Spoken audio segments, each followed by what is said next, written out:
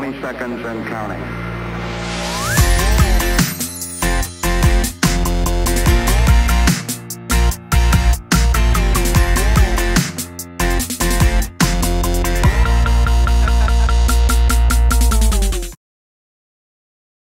I was working at the old Enterprise studio here on Magnolia, and Dave Pensato was in the other room, and we were becoming fast friends. And you know, he said, "What are you using?" I showed him what I was using, you know, doing the exchange thing, and finally, you know, he told me about McDSP, and he talked about Colin. The change in Pro Tools for me is a big deal. The hopefully soon to be 64-bit system, the current, you know, HD system with the HDX and the new AAX format. You know, huge changes there. How we use the system, how it integrates with the analog world. They're pretty dramatic changes. What it does is it changes the way my clients, and it changes the way the audience participates. It changes so many things. I mean, if you can imagine, in the beginning of my career, using tape and samplers, and audio production in those days was a skill based around those technologies.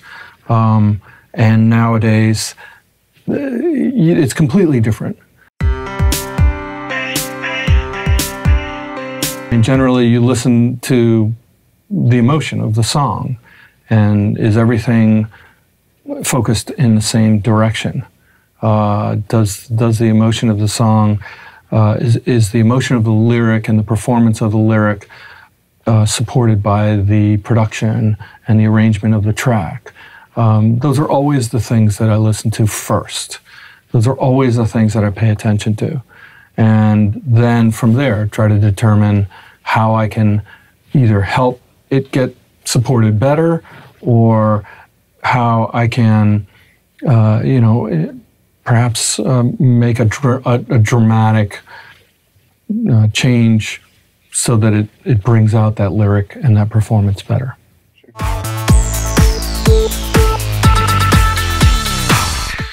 You know, I think that I have to say I find something out about myself on a lot of occasions, but I also, I use those referential points, you know, like the hockey thing is one of them. And, you know, my young, my life as a musician and as a songwriter, and I use my team as reference point as well. So when, you know, when we come together and there's a moment of, this is a great idea and we should go for this. It's you know, for me, music is a collaborative thing. And a lot of mixers, you know, they get their stuff, they want to be out, they want that mix to be done and out the door by the end of the day. That's just not how I work. It's a very collaborative thing. I have my best clients know me that way. So we'll go back and forth. I'm working on a James Blunt thing right now that one of my best clients and a very good friend of mine, Martin Tereffi, produced. And, you know, and he knows what to comment on. He knows how to push me where he's feeling it, and I'll push back on the things. I'll be like, no, that needs to build here. And he'll be like, no, I really like that coming in strong. You know, we'll push back and forth until we get something that's really cool. So it happens quite often. I can't say that there's one. I mean, you know, we've got a Pink record out right now that's just fantastic that Jeff Basker produced and co-wrote. And you know, when it happens, when it gels and it comes out great, it usually is a hit, and that makes you feel better as well. The sidechain input really helped. We were working on a Beyonce track, and and it needed to be stemmed out for a movie. And you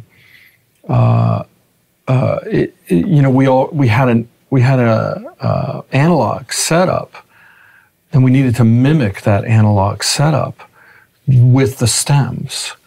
So we ended up using the 60-30 with a sidechain input from the full mix, because each stem had to have the same gain structure and movement as the mix as a 2-track, right? Because they're doing a movie, a 7-1 movie. They needed stem mixes, but it all had to, you know, fold back into the same sound that we had in the original 2-track mix. And the 60-30 really did that. Well, we tried them all. I think we ended up with what is it? The SST or something like that. SST 76. Yeah, I think we tried the British really worked well, and the what's the other one? There's one that's a little more Fairchildy. I don't know which one it is. U670. Yeah, he kind of uses acronyms that are slightly off, you know, what the original piece of gear would have been.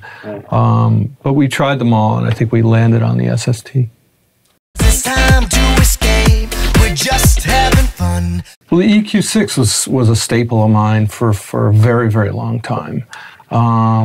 And used it pretty much on every track. There was a hiatus for me because I went into the EAAX platform.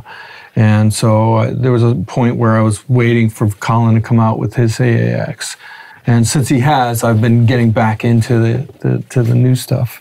But I would say that the EQ6 was always, you know, my staple.